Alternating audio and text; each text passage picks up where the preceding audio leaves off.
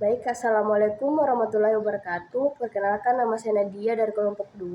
Di sini saya akan menjelaskan apa yang dimaksud dengan jurnal umum. Jadi, jurnal umum merupakan komponen penting yang ada dalam akuntansi untuk mencatat transaksi perusahaan secara kronologis, yang dimana setiap transaksi dicatat berdasarkan bukti transaksi dan mengandung informasi mengenai akun yang terlibat, jumlah uang yang didebit dan dikredit, dan keterangan singkat mengenai transaksi tersebut. Baik, yang kedua yaitu langkah-langkah membuat jurnal umum.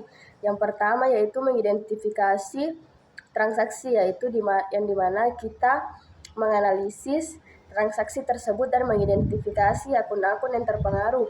Yang kedua yaitu menentukan debit dan kredit, yang dimana kita menentukan akun mana yang harus didebit dan akun mana yang harus dikredit sesuai dengan prinsip akuntansi. Yang ketiga yaitu mencatat transaksi, yang dimana kita mencatat transaksi tersebut ke dalam jurnal umum sesuai dengan format yang benar. Adapun contoh soal dari jurnal umum yaitu dari PT Maju Jaya, yaitu PT Maju Jaya membeli perlengkapan kantor senilai 5 juta rupiah secara tunai. Jadi akun yang akan diposting pada jurnal umum yaitu perlengkapan kantor dan kas, yang dimana perlengkapan kantor masuk di debit dan kas masuk di kredit. Dan yang kedua, pada tanggal 3 Juni 2024, PT Maju Jaya membayar gaji karyawan sebesar 10 juta rupiah, yang dimana akun yang akan diposting yaitu beban gaji dan kas. Beban gaji diletakkan pada debit dan kas diletakkan pada kredit. Yang ketiga, pada tanggal 5 Juli 2024 memperoleh pendapatan jasa sebesar 15 juta rupiah secara tunai. Jadi akun yang akan diposting yaitu kas dan pendapatan jasa, yang dimana kas diletakkan pada debit dan pendapatan jasa diletakkan pada kredit. Yang keempat, pada tanggal 10 Juni 2024, PT Maju Jaya menerima faktur dari pemasok untuk pembelian barang dagang senilai 8 juta dengan syarat pembayaran 30 hari. Jadi akun yang akan diposting yaitu persediaan barang dan utang usaha, yang dimana persediaan barang diletakkan pada debit dan utang usaha diletakkan pada kredit. Yang kelima, membayar sebagian utang sebesar 3 juta rupiah. Akun yang akan diposting yaitu utang usaha dan kas. Utang usaha diletakkan pada debit dan kas diletakkan pada kredit. Yang keenam, menjual barang dagang senilai 12 juta secara kredit. Jadi PT Maju Jaya menjual barang dagang senilai 12 juta secara kredit. Jadi akun yang akan diposting yaitu piutang usaha dan penjualan, yang dimana piutang usaha diletakkan pada debit, penjualan diletakkan pada kredit. Yang ketujuh, PT Maju Jaya menerima pembayaran dari pelanggan sebesar 7 juta atas piutang yang jatuh tempo.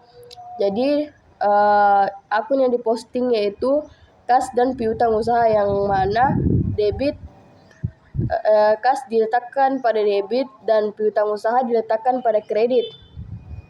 Yang kedelapan yaitu penyusutan kantor sebesar 1 juta, yang dimana akun yang diposting yaitu beban penyusutan dan akumulasi penyusutan, dan beban penyusutan diletakkan pada kredit, pada debit, dan akumulasi penyusutan diletakkan pada kredit.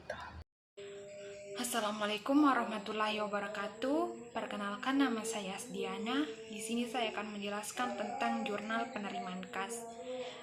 Jurnal penerimaan kas adalah jurnal yang digunakan atau dibuat untuk mencatat semua transaksi penerimaan uang tunai atau kas, sehingga mengakibatkan uang tunai ini bertambah atau kas di debit.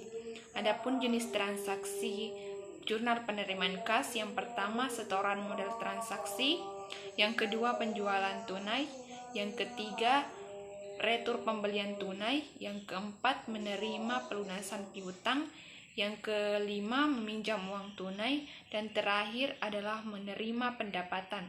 Adapun contoh soal jurnal penerimaan kas itu, misalnya Nona Dewi menyetorkan uang tunai sebagai modal awal di perusahaan sebesar 10 juta.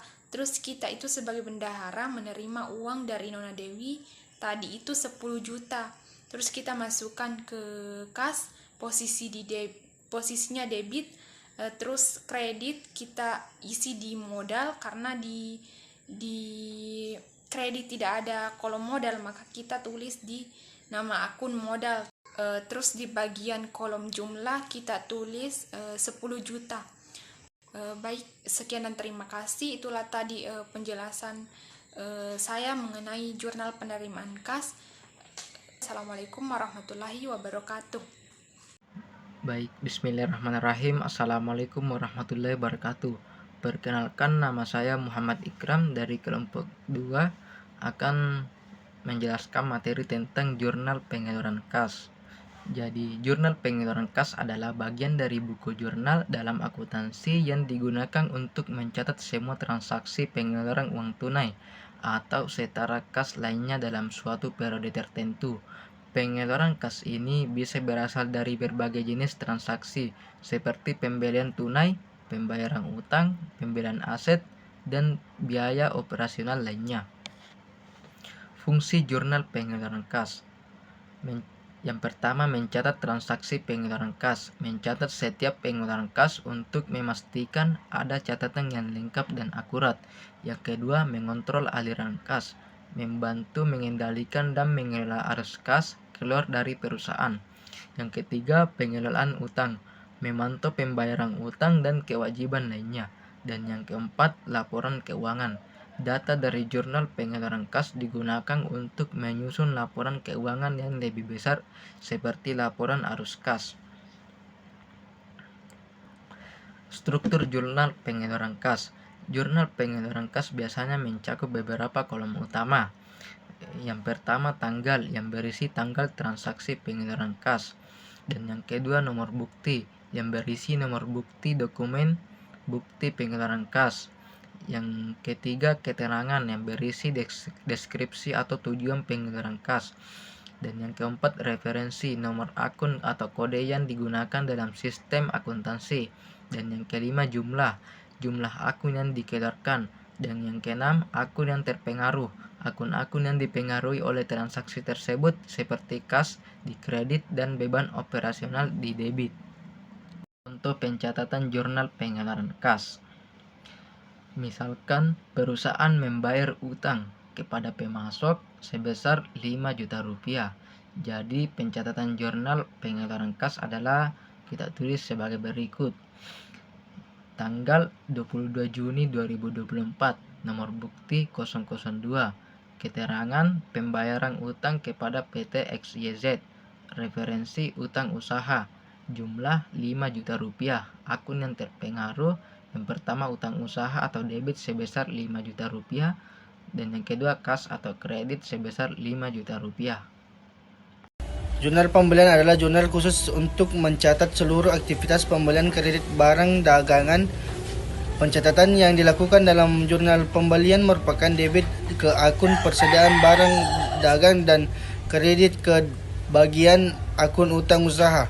Selain itu, jurnal pembelian juga dimaknai sebagai pencatatan transaksi pembelian barang dagang dan barang lainnya yang dilakukan secara kredit faktur. Si jurnal pembelian dilansir jurnal akademia yang berjudul Jurnal Khusus Perusahaan Dagang. Terdapat beberapa fungsi dari adanya jurnal pembelian. Fungsi tersebut diantara lain adalah 1. Mencatat seluruh aktivitas transaksi secara sesuai dengan waktu, yaitu tahun dan tanggal terjadinya transaksi di setiap periode laporan. 2.